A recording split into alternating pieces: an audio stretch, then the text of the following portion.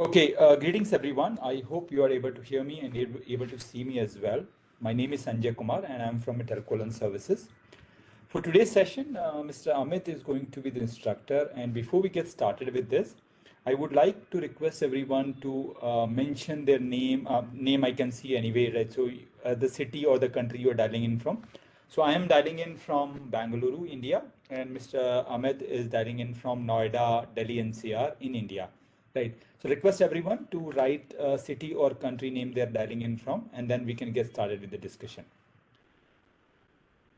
And before we get started, I would like to have a quick introduction about Mr. Amit. Mr. Amit is an industry advisor with experience in carrier technologies like private LTE, 5G, and LP WAN. He has over 20 years of expertise in a variety of industry, including medical electronics, manufacturing, oil and gas, building automation, industrial automation, energy and utility, and telecom. During this time, he was engaged by various leading Indian system integrators and had the opportunity to work with Fortune 500 clients. I will be sharing his LinkedIn profile in the chat box. So if you wish to connect to him on LinkedIn, you can do it. Right. Over to Mr. Amit, and then we can get started with the discussion. Amit, can you hear me? And are you able to share your screen?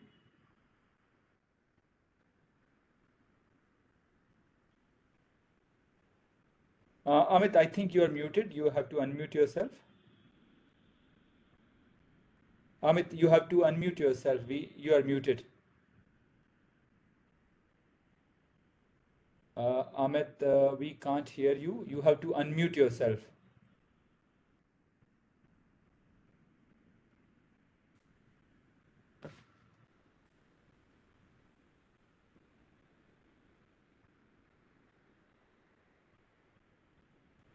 Just looks like some technical problems. However, we have tried and tested it earlier. Let us wait for a minute. Amit, can you hear us?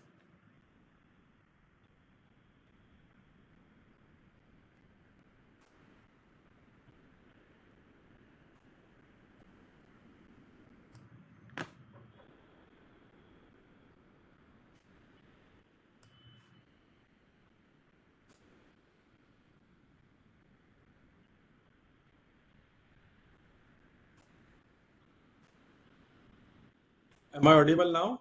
Yes, we can hear you now. Okay. Thank you, Sanjay. Thanks for this invite. Yeah. So let me share the screen and then probably we can discuss. Sure. Let me know if you are able to see my screen. So it's coming up. Yeah, we can see the screen and then you can continue. Okay, so let me put it into the slideshow mode.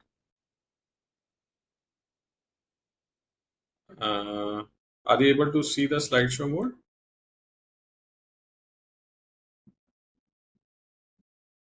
Yeah, I can see the full screen mode. Yeah, please go ahead. Okay, thank you. So today, basically, what we are going to discuss is that, I know most of you are from telco backgrounds and you are very much familiar with the private LTE, 5G, and all other carrier technologies. But to set the context, we will discuss 5G in nutshell. Basically, now after that, we will more emphasize on the industrial requirements, that how the industry look like, what is their typical demands, how they are going to, how they are looking for this kind of reliable connectivity for their operational requirements. And then also we will discuss some of the global trends, that how the spectrum is being auctioned for 5G and how it is being given to the private players as well. Then we will discuss the collaborative role of 5G in a value chain. So there is an entire value chain is there, and what would be the role of 5G into that? And since 5G is more on the, you can say, on the industrial operations as well, so we will see that how this is going to help.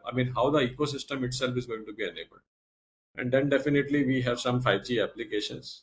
We have some kind of common capabilities which can be used multiple sectors, and there are some specific sector specific use cases. So we will try to check both the aspects.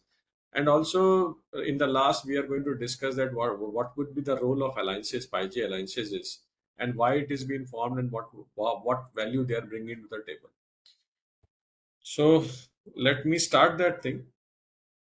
So all of you are very much familiar with the 5G. It is basically a massive machine to machine type of communication, ultra low reliable latency, and then enhanced mobile broadband. Basically, it's a superior services. If you ask me, what is this? It is a superior services, first of all, and it is giving you the flexibility how you want to define your connectivity back streamings itself. So it is going to provide you in a way that okay, you have some kind of reliable wireless services which is almost equivalent to the wired connections, but you are going to get the flexibility. And besides that, it is also giving you some kind of flexibility in a way that okay, if you want to do some kind of computing near to the cell itself, then you have edge computing capabilities. So ultimately, you are going to get the much more better peak data rates. You have a higher connection density. You have control on the latency, where you are going to manage the low latency operations, and then you have a better cell throughput, spectral efficiencies, cell edge data rates. All this has been in a way it has been superior services, and it is I would say it is more for the industrial consumption rather than a mobile user base, because the way guaranteed services is being offered, the way slicing functions is being offered, the way they are giving you the local breakouts, all those things are very very necessary in the industrial operations. So, in summarization, we have discussed this 5G. I'm not going to spend too much time on what is 5G, all those things, because I'm expecting all of you are very much familiar with this. Having said that, I'm just moving to the next slide, which is, you can say, just want to give you the glimpse of the various industries. So there are so many industries, but I am taking four industries in this time: manufacturing, mining, energy utility, and oil refineries. So each of these industry have its own, you can say, uniqueness and different kind of demands altogether for their operational processes. So let's start with the manufacturing. In manufacturing domain, you can say manufacturing could be process manufacturing, discrete manufacturing, or hybrid manufacturing. So when I'm talking about the process manufacturing, it is more on the chemical manufacturing or paint kind of manufacturing, which is slightly different compared to the discrete manufacturing like PCB manufacturing or end equipment manufacturing. And in hybrid mode, I mean, you have both the things. Some combination of discrete as well as process involvement is there. So you can see that, I mean, variety of manufacturing operations are there. But the thing is that it is being largely controlled by SCADA and PLC kind of environment. And mission criticality and you can say timely information and closed loop automation, these are the some kind of requirements which has been very much required. And also is majority of the time, if it's a chemical manufacturing, uh, the hazardous limits are going to be increased. If it's a PCB manufacturing, that it is, but anyways there element of hazard is also been there in these environments. But the thing is that it is in a confined space, maybe 2 square kilometer, 4 square kilometer, or 7 square kilometer area. Within, you can say, 20 square kilometer area, these kind of plants are there. uh, Sometimes it is in situated in a thin population areas, but sometimes it a moderate population areas. So in nutshell, I mean, whenever these kind of plants are there, population density is low, so they are always going to require some kind of better connectivity. Okay, now let's discuss few of the things on the mining sector. So in mining sector, whenever the interesting point is that here the mobile network itself is a mobile in nature. What does that mean? Means whenever there is an excavation happening on a specific area of the mining, then you are going to set up the entire network into that radius itself. And what exactly has been required, you have a mobile trailers where you are exactly putting the entire I mean, trailers are like that. I mean, you can put the RAN unit on top of that and you can move the trailer from one place to another place. Okay, and here majority of the thing is that it is uh, there is no dedicated power supply channels are there, because it's always going to be in a remote sites. I mean, where population density is very low. So you, whatever the way you heavily rely on the, you can say, solar energy kind of things. So these even RAN units are being solar power battery backups are there. And then uh, whenever excavation happen, it is in two types. I mean, mines are two types. One is you can say open cast mine, I mean, where open cast means, I mean, it is a open area and then you are doing the mining. And another is the underground mining. So where, I mean, you need to dig it down to the, I mean, maybe 100 feet of the from the earth crust, or maybe later. So it totally depends. So I mean, in both cases, setting up the network itself is a big challenge. But the good part is that there is no interference into this area. But another angle is that it is always situated in a remote place, and where you require majority of the operation for monitoring the, you can say, workforce, or their whatever be the you can say mining operational efficiencies. So metrics are required, but for that automation is required. Third sector is energy and utilities. Energy itself is formed, can be formed in three forms. One is that, I mean, from coal it can be produced, uh, and then from coal, another would be thermal and nuclear reactors, or it's a you can say windmill or solar plants. So the thing is that the generation point is always in the remote, and second thing is that it has to be transmitted to high tension lines, and then ultimately it is being distributed through, you can say, through smart metering, or whatever the metering kind of things are there.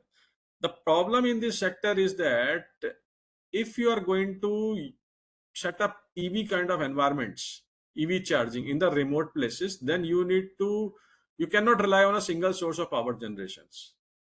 You need to mix with the wind and solar and thermal and coal power generation sources.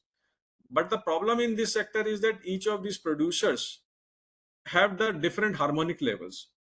So there should be some aggregation type of things where this kind of harmonics can be controlled.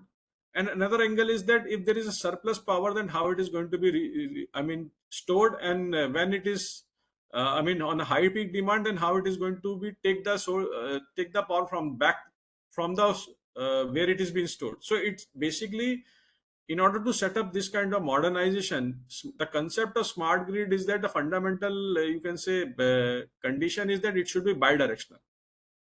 And then definitely to make it bidirectional, you require so much of intelligence and reliable data exchange.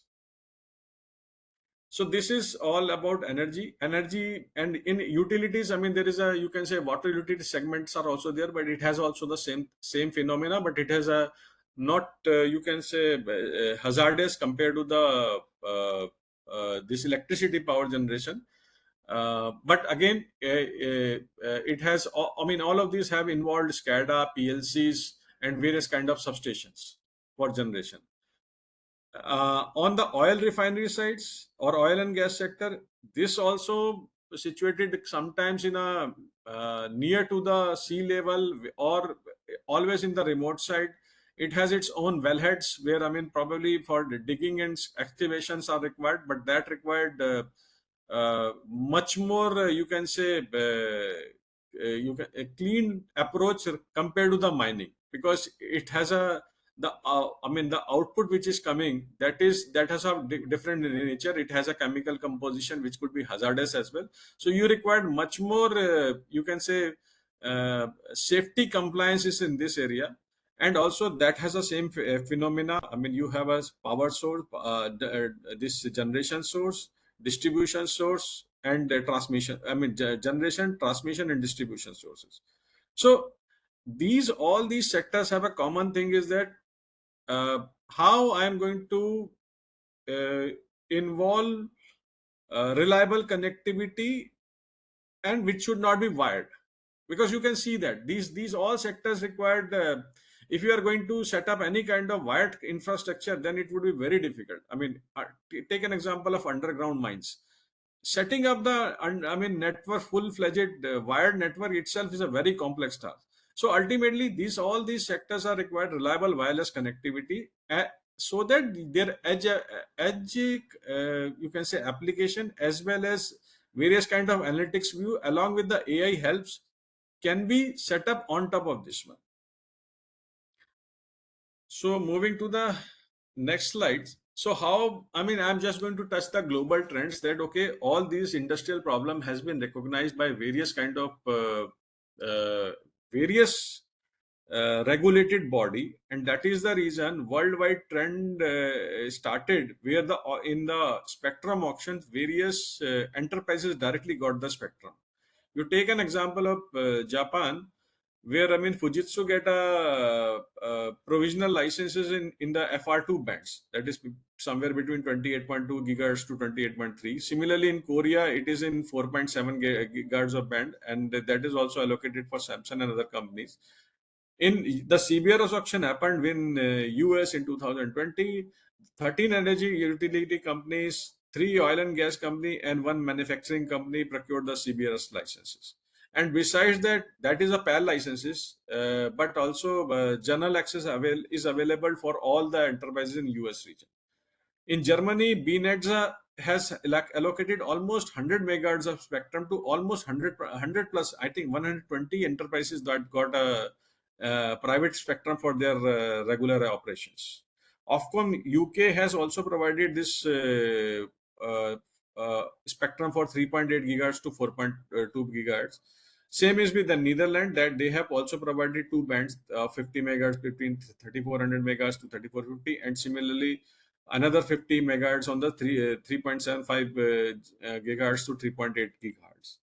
In France, I mean that time division has TDD has been allocated to EDF, which is a 10-year license lease, and that is been I mean that 2.6 gigahertz of spectrum is going to be used in their nuclear power plant.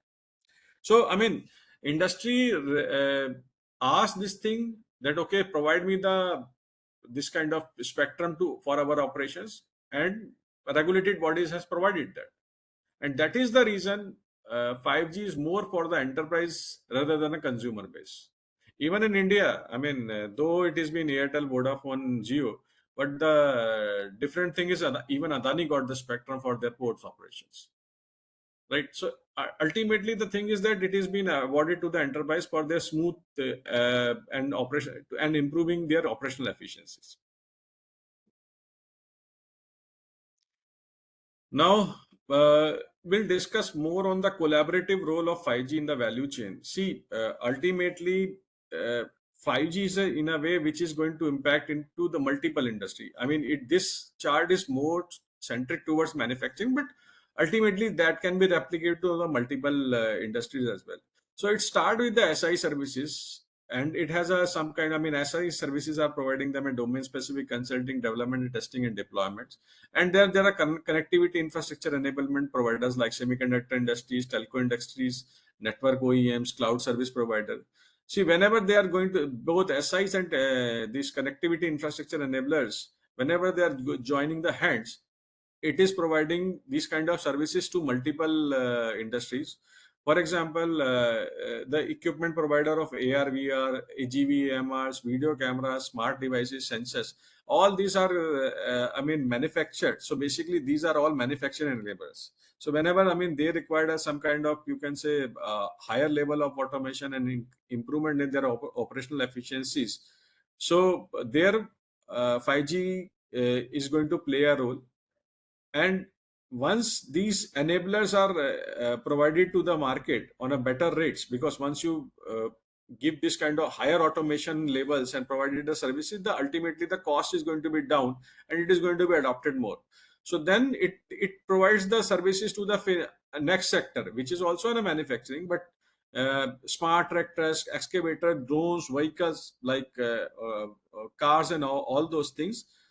There, this along with the connectivity and ISI services, video cameras, immersive experiences, AGV, AMRs, then smart devices, sensor are going to be used for their, you can say, operational efficiency. For example, machine vision or AMRs for multiple man material handling, right? So these are again giving improvements to the next industry, and again the 5G is going to be involved. So same is then this from finished product to industry services enablement means if you are going to use smart tractors for the precision farming or excavator for the minings, or drone for the surveillance, and vehicle for the intelligent transport system. Again, 5G is going to play a role, and but this time its spread is going to be increased. I mean, the area is going to be more compared to the previous manufacturing areas, and ultimately you have these kind of services. You are going to set up the connected industry service enablement like supply chain, retail, logistics. In nutshell, 5G is playing the role of enabler in entire value chain, and whenever from one chain to another chain, next some enablers are coming up and they are contributing into the next layer. But the role of SIs and this telco, semiconductor industry, network OEMs, and cloud will remain the same. Okay, so in next thing, basically 5G is not going to 5G is not just a setting up a RAN or core, or I mean your Mac side. It is entire ecosystem. See, even you set up a network, but if the devices are not there, which can be consumed, and every time it's not a mobile phones are there which is going to consume. So whatever be the existing devices, that also have a, you can say, 5G capability. So then again you need to have some kind of, you can say, RF engineering involved into the this device onboarding. So whether it would be a retrofit approach, or whether you need to do the entire module integration into the existing devices, whether it's a camera. I mean, let's take an example of video camera. So in video camera, if you want to make it 5G enable, you have two approaches. Either you can put the dongle, USB dongle, which has a 5G capability, and insert into that camera so that it can be migrated to the wireless side, or you can actually do the engineering part, module integration from Quectel, which has a Qualcomm chip or something like that, and it can be you can say mounted in the camera itself. So both the approaches are there, but ultimately consumption. I mean, if you want to consume the 5G network, then device has to be 5G compatible. So that's for sure. Even in the network setup, again, because it's a private network kind of thing. So again, all the blocks need to be checked, though it is not rigorous as you are setting up the public network, but again you need to follow the network planning aspects.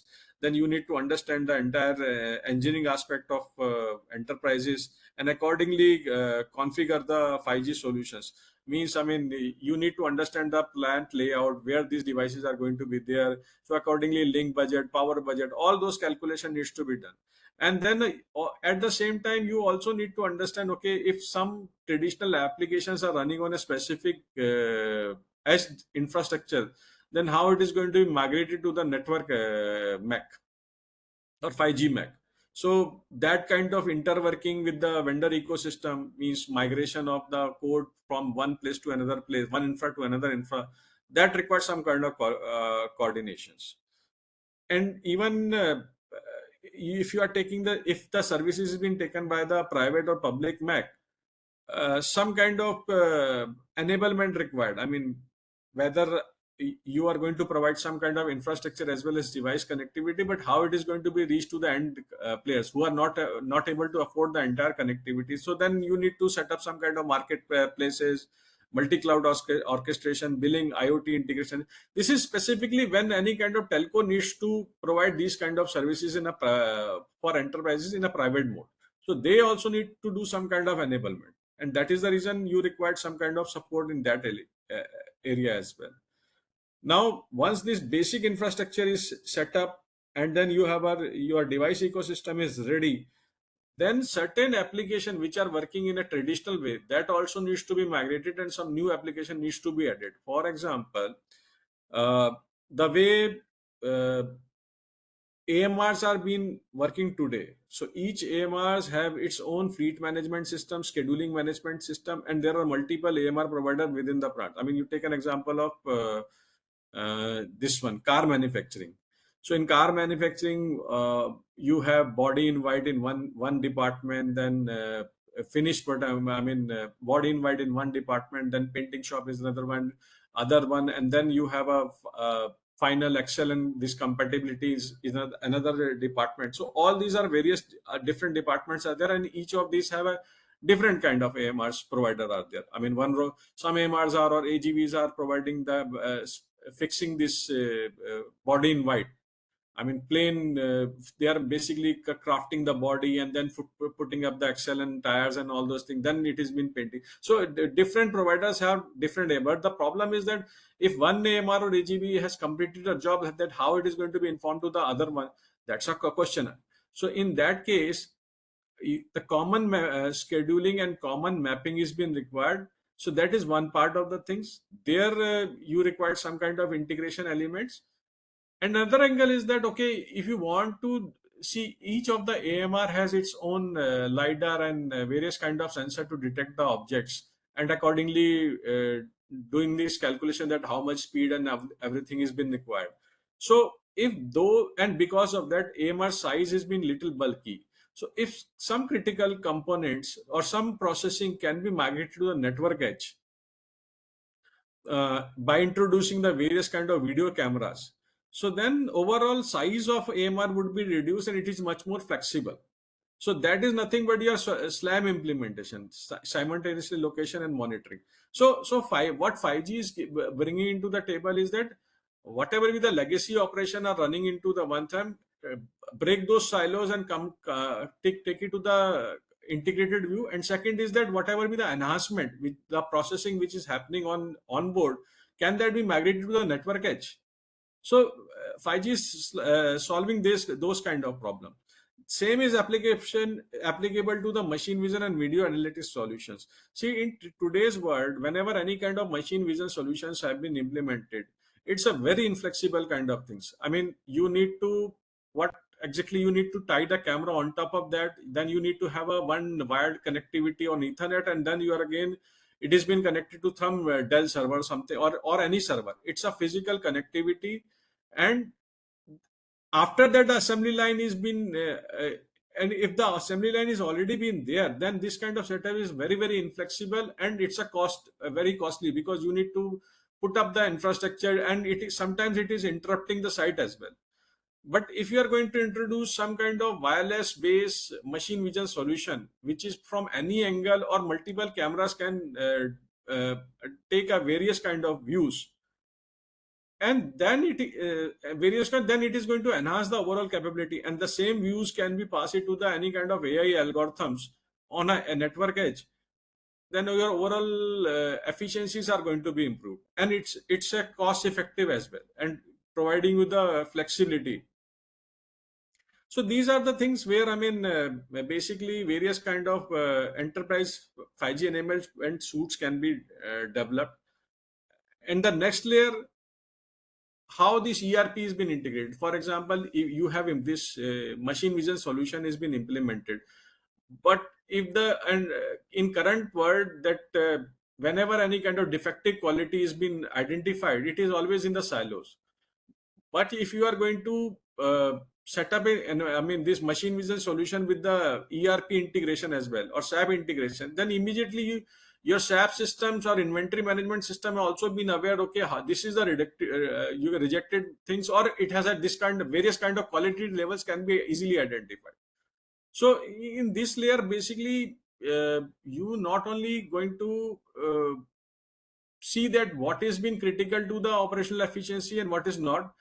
Whatever is critical, you can port it to your network edge, which is nothing your Mac, and accordingly you can develop your own custom modules and define the ERP integration strategy.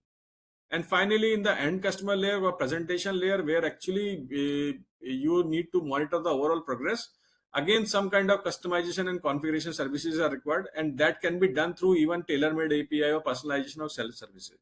So in nutshell, the idea is that, okay, in every layer you need to do some bits of integration or some kind of engineering work to make this system running. Okay, so then, I mean, now we can discuss few of the analytics. I mean, some kind of applications which can be used in multiple industries, and where 5G can bring a lot of value. facial recognition, object identification, surveillance, right?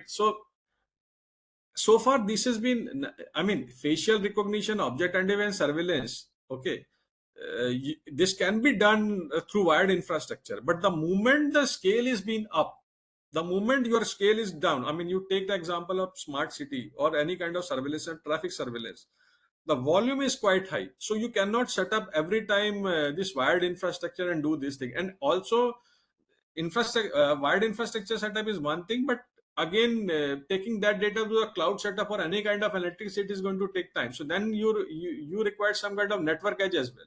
So each of these areas, uh, 5G is bringing not only the reliable connectivity but also the edge computing, so that faster and flexible kind of services can be set up. Okay, and same is the with the situational awareness and footfall counting and kind of things. Situational awareness means, I mean, it could be that, okay, whether any in a safety compliances, if whether the person has wearing proper safety requirements or not, or in a office environment they are wearing the proper, you can say, iCard or something like that. You need not to. It's a fully automation system. So whatever be the situational awareness, I mean, from true object detections, if you are going to apply that, and then it is going to be much more effective, and you require reduction in the manpower. You don't need to do physically verified that. It is all the automated thing. Same is with the footfall counting as well. That how many people are. It's I mean, a large volume. You need a immediate wireless kind of infrastructure which can immediately do the edge computing and pass the information to for next steps. So in these kind of scenarios, I mean, till the time if volume is a controlled way, it can be managed in a traditional way. But the moment volumes goes high, 5G is going to bring a differentiated value. So I mean, in these cases, I mean, it is these kind of use cases as applicable to multiple industries. So that mapping is also been there. The robotics application also, I mean, in where 5G is going to bring a lot of value. You take an example of remote robotic surgery. See, robotic surgery can be done without 5G. But the moment if you want to apply expert opinion or expert things, and in runtime way, you need to do that kind of efficiencies, then you need to control from a remote. But the condition is that wherever this kind of remote, that in that region, reliable connectivity has to be there. Maybe while combination of wireless or wired, that's a separate question to be discussed. But ultimately, to do this kind of enablement, you require reliable infrastructure. But the moment you are bringing this, the robotic surgery is going to be possible through remote, it is going to give a tremendous value to the these healthcare systems, because expert opinion cannot be every time. Experts cannot be sit into the that operation theater itself. So if that can be managed from a remote part, then overall costing and efficiencies are going to costings are going to be down and efficiencies are going to be increased. Same is the man material handling. I mean, we discussed that example of AMRs where multiple AMRs can be managed, multi-vendor AMR can be managed, as well as SLAM kind of integrations. So that is a good example of where 5G is going to bring the values. Same is with the smart excavator. Now, smart excavators are of two forms. One is that, I mean, fully automated excavator, which where no manual interventions are required, it can do its own. But in that case, again, in the mining environment or a remote environment, you need to set up a network edge or MAC, where your intelligent models can be run on the time. That is one thing. Second is that, okay, in a you can say slightly human environment, maybe in a cabin, one person can sit and do this augmentation of actions, and accordingly excavator can act that.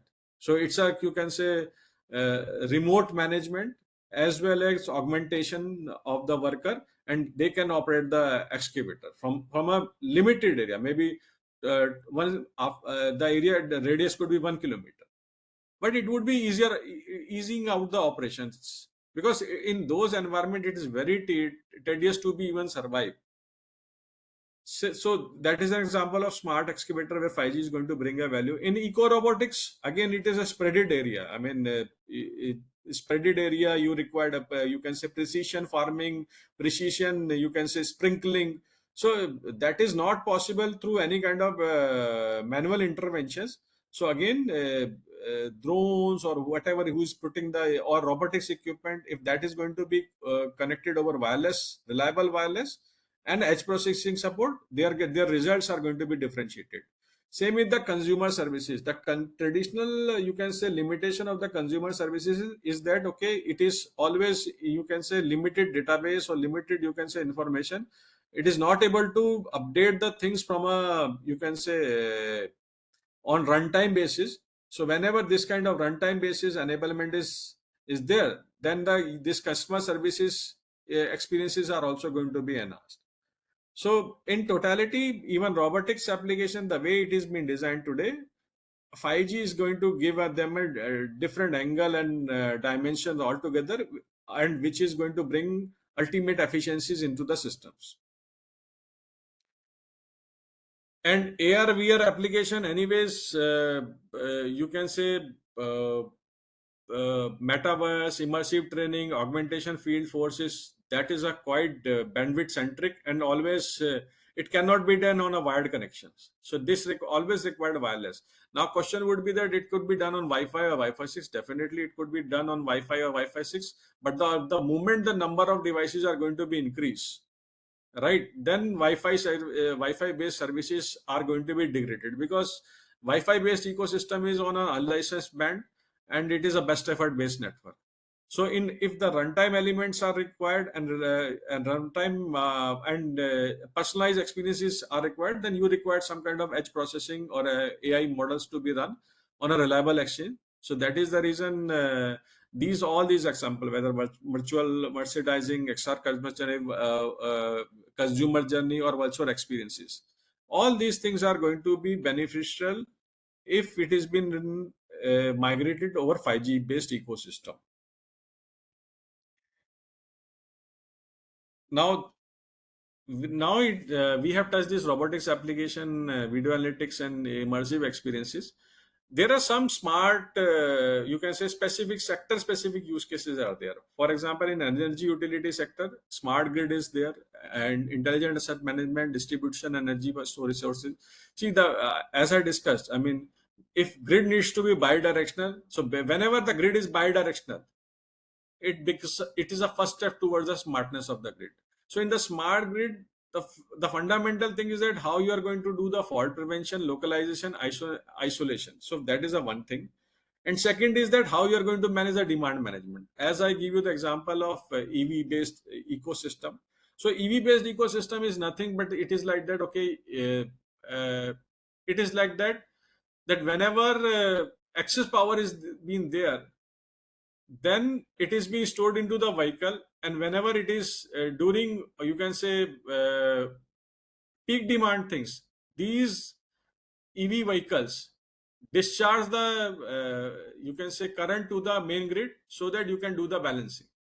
So whenever you have a low rate, you can say low power is cheaper, then you store it in your EV, and whenever it is increase, I mean your load is increased, then these your vehicles are going to charge the things into the back to the system. It is very much applicable to off-peak hours versus peak demand hours. So this is one kind of demand management kind of things. And similarly, you have heard about this solar panel integration. Solar panel is on in the household or windmills in the remote areas. So ultimately, that is also for the demand management. But ultimately, the thing is that the harmonics needs to be controlled. So all these, they are the element of smart grid. The smart grid needs a reliable wireless connection, because electricity being distributed in a geography which is of a various flavors. I mean, sometimes it is a mountain, sometimes it is a desert, sometimes it's a green belt. There are areas in a hilly areas where population density is low. So every time you need to do lot many things. And if you are going to set up such kind of wired infrastructure, then it would be very costly. So that is the reason it has to be reliable wireless. And in a recent thing, I just want to let you know this. Tata Power are deploying almost 10,000 microgrids in India. The ultimate idea is that microgrid is a concept where you are going to generate the power in a local environment, and whenever there is excess power, it has been sent into back to the grid. So the concept of microgrid is that, okay, that you take an example of Leh Ladakh, where I mean remote areas, if EV needs to be set up, then you need to have the connectivity. I mean electricity supplied to that point also. So the concept of microgrid is that it's a in the Leh Ladakh area where I mean in the remotes you are going to generate the power through microgrid, and it is going to be whenever there is excess power, it has to give back to the main grid. So ultimately, main grid and microgrid integration required reliable wireless, and that there the 5G is going to become a pivotal in those areas.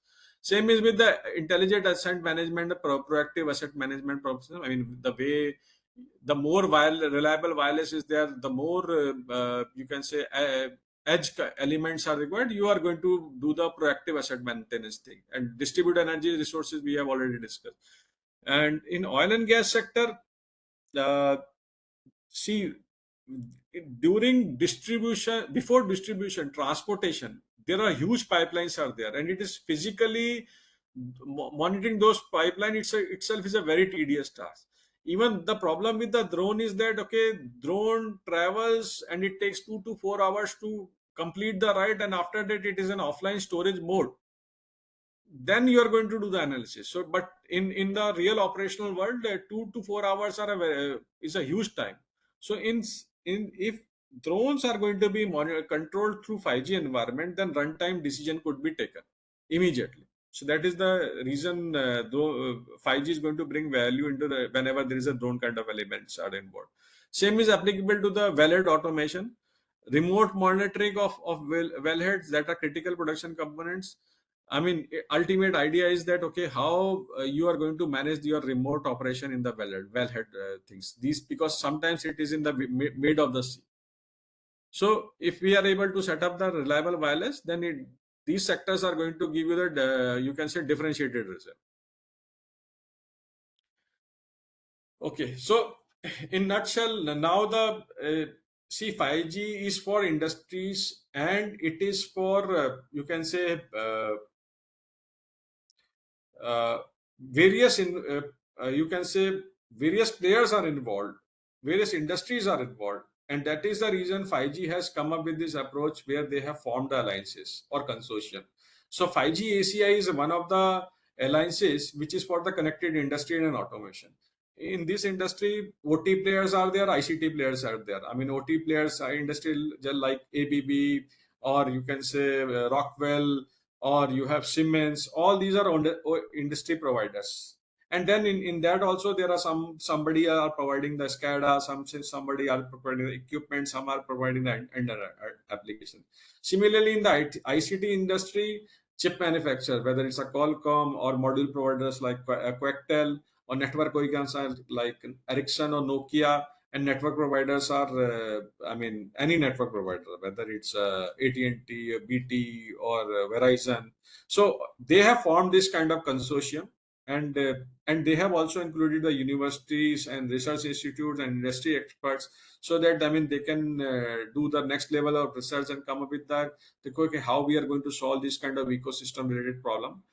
And ultimately, they are contributing in the 5G standards. They are defining the ecosystem enablement. They are also, providing the support for the research and developing the use cases, and also defining the frame of future markets. So that is the role of 5G ACIA. Similarly, uh, another alliance is being formed in automotive association, keeping in the mind V2X kind of systems, how that is going to be there. So 5G automotive association is that how the next generation's vehicles are going to be there, and how V2X is going to be enabled across the geography. So they are basically defining the global solutions which are helping for the next generation connected mobility and automated vehicles for the complex change environment. I mean, you take the example of Europe, wherein 50 kilometers you will have a different country. So how you are going to solve those kind of things? I mean, whether it's a roaming charges or whether it's a cross border, whether so then this association has been formed. Automotive, it was formed in 2016 with the 8 players: Audi, BMW, Daimler, Ericsson, Huawei, Intel, Nokia, and Qualcomm. And now they have 130 countries are there. In 130 members are there, and in that. Out of 15, 11 OEMs are part of this group, and 8 of the top MNOs are also part of this group. Their charter is that how they are going to do this, whatever be that's roaming related and agreements, or basically there is that whatever how they are going to lift this barrier for the accelerating time to market enablement. And also they are contributing in the standard, whether it's a release 17, the network slicing function for the V2X has been defined. So that is all contribution from these players, and they are also defining the policy making, roaming agreements, and also the how the various kind of rules can be formed for collision detection or various kind of algorithms. So they are also helping in the policy making, and also leveraging innovative solution through research and some research and collaboration to this connected autonomy. So that's all from my side, and I'm ready for the questions. I hope I Thank you, Amit. Thanks for the wonderful session. It was very informative. I think we have few questions from the participants, but sorry, before we take these questions, I also wanted to ask one question, and that is more from the career perspective. So my question is more like, when these things are being integrated, because telecom and these industries are quite a different world, and now we are seeing a merger of these worlds with a flavor of artificial intelligence coming into this cocktail.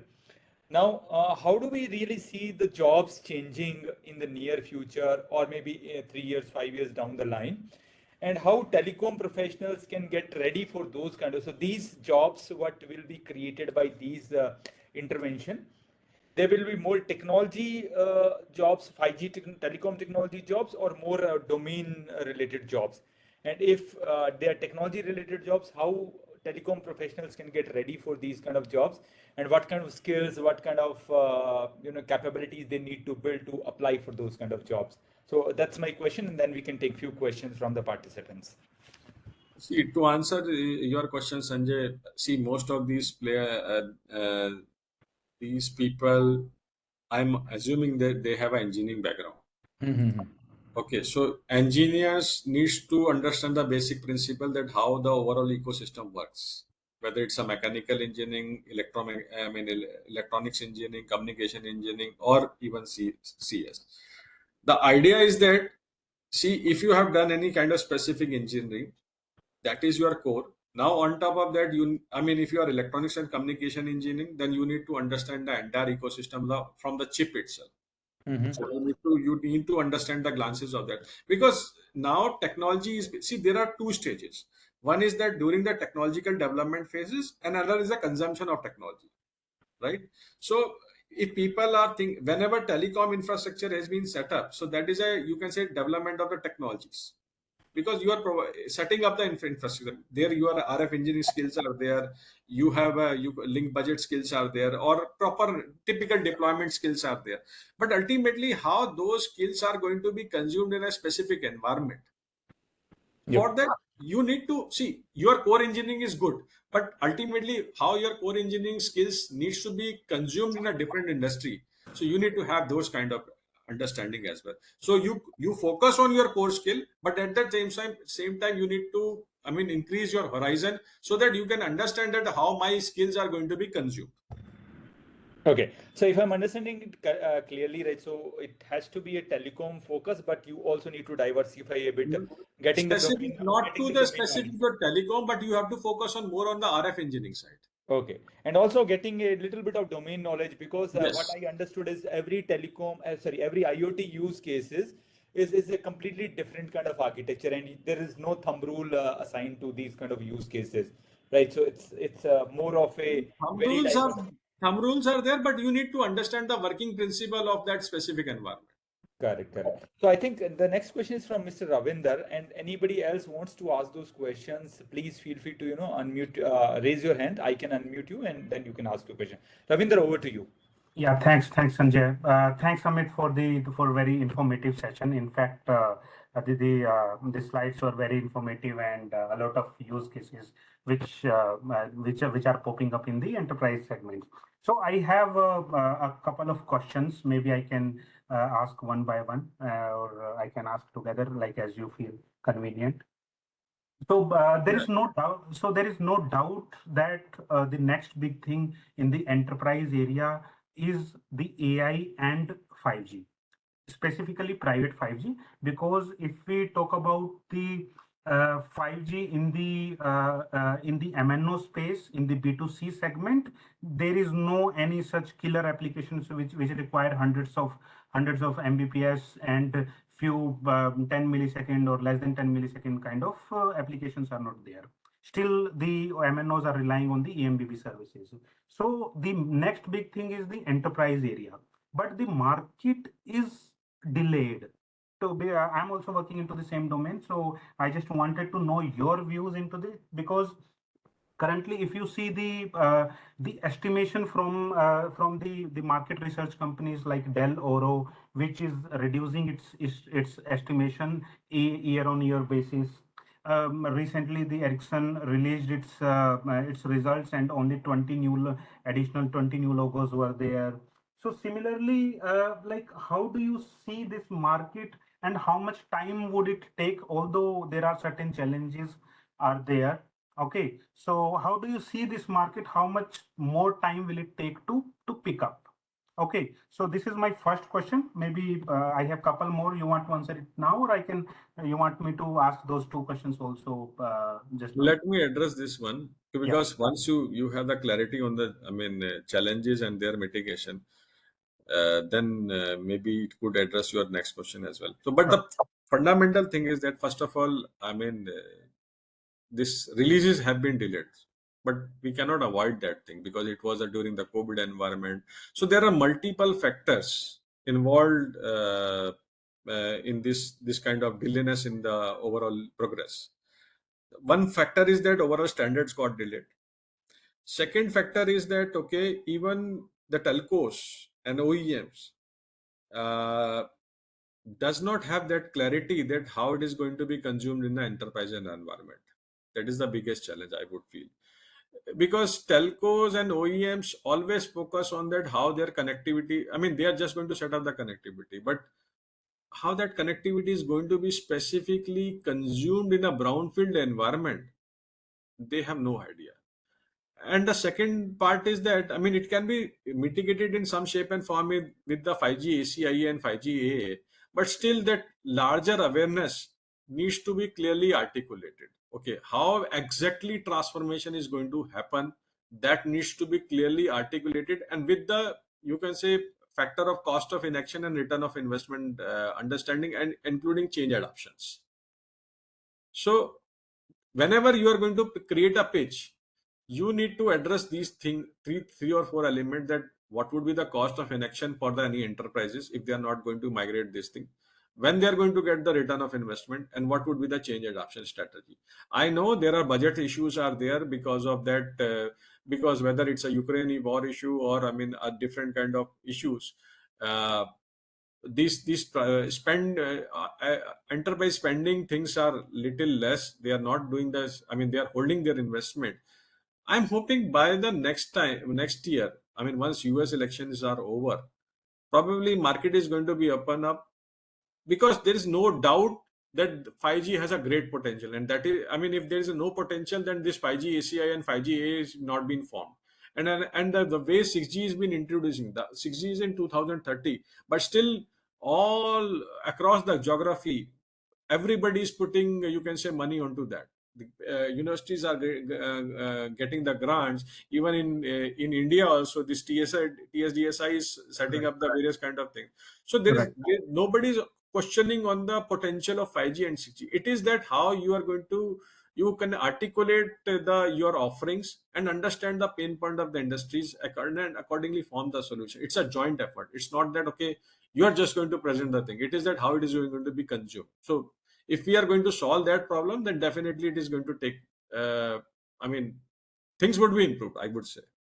Yeah, thanks, Amit, and I totally comprehend with your answer because this is what like currently market is, and it is taking more time than it is expected.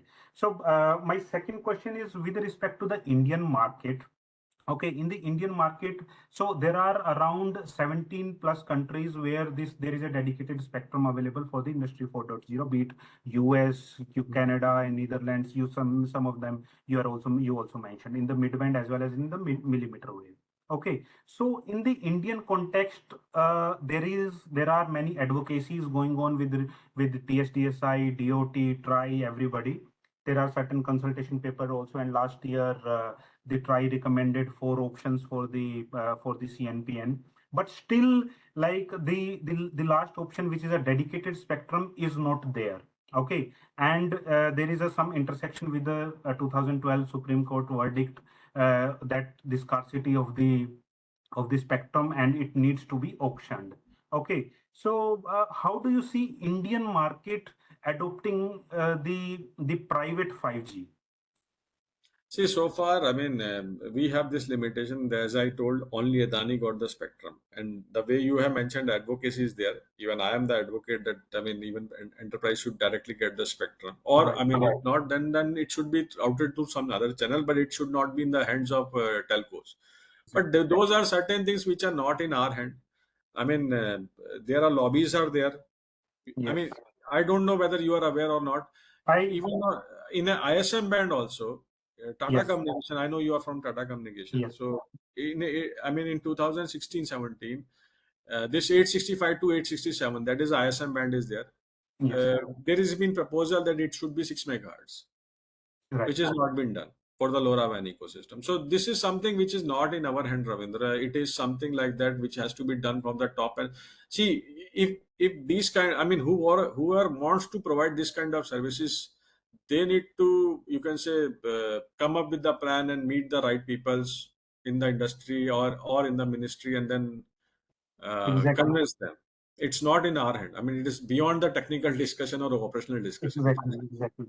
So we are also very active. In fact, I myself have put many advocacy white papers on this subject of the dedicated spectrum for the in the Indian context and how India is lagging with respect to the Western countries and the European countries. But still, like challenges are there. So my last question, I know I'm sorry, Sanjay, I'm taking a lot of time. My last question is on the so TCO is the one thing which is currently a big problem with respect to the private network because often enterprises they compare it with the Wi-Fi TCO. Okay, and the when we in some of your like slides you talk about the scalability. So there is currently a technical challenge ongoing with respect to the scalability because the nature of the private network is the uplink centric. It is a uplink heavy network, while comparing to the public network, this is the downlink heavy. We tend to view the downlink content more compared to uplink. Okay, so the necessary configuration changes OEMs have not yet adopted. Although they will adopt down the line, but these are the like certain challenges like the frame configuration which supports more uplink bandwidth so that more and more number of direct cameras can be adopted. But good part is that now the Qualcomm has come up with this X35 RedCap module, which is expected to further propel the device ecosystem. So TCO and the device ecosystem is the challenge, specifically device ecosystem in the millimeter wave band. So what is the question?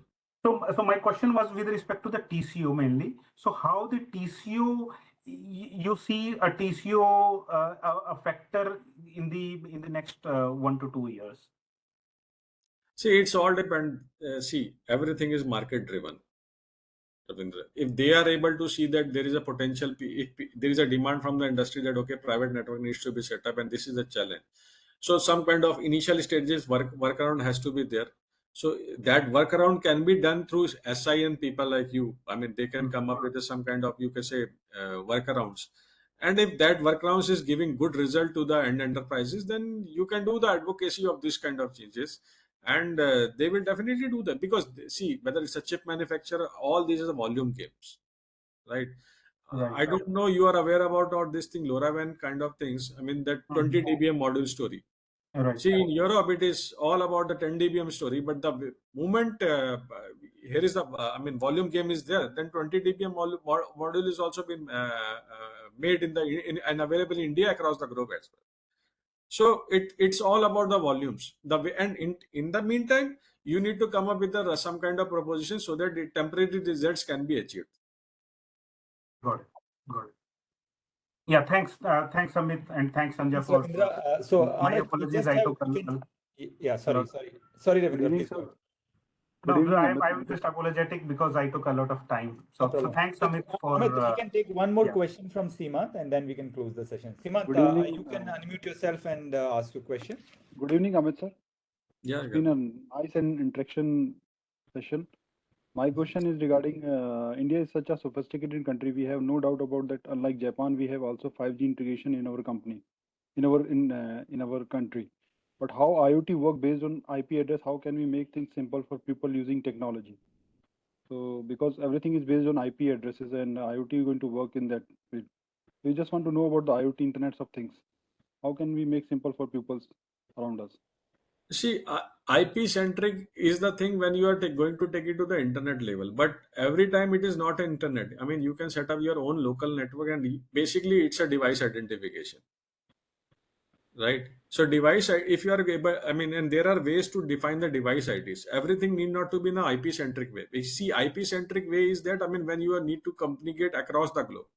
But within the private network, you just require the device IDs. And you can define your own defined device IDs. Okay, sir. Thank Yeah, you. just to add to this, Simant, if you see, it's not really mandatory to create all the traffic which is IP centric. There are possibility to have NIDD, which is known IP data delivery, and unstructured PDUs, which is typically can create the PDU other than IP as well. So it's not really that every device has to speak the IP language and then only they can communicate. Right. Okay, so I think that's all what we had in the questions. Anybody else have any questions before we close the session? Any questions? Okay, if no questions, thanks, Amit sir. Thanks for the wonderful session. And we really enjoyed, as I personally enjoyed the session, and then I hope others also have. And if you have missed a part of it, you can always watch this on our YouTube channel. I will share this on my YouTube channel as well. I will share the link of my YouTube channel in the chat box. Right, so I will be uploading this video on the YouTube channel, and you can see it there as well if you want to watch it at a later stage. I've also shared Amit's and my URL, my LinkedIn URL in the chat box.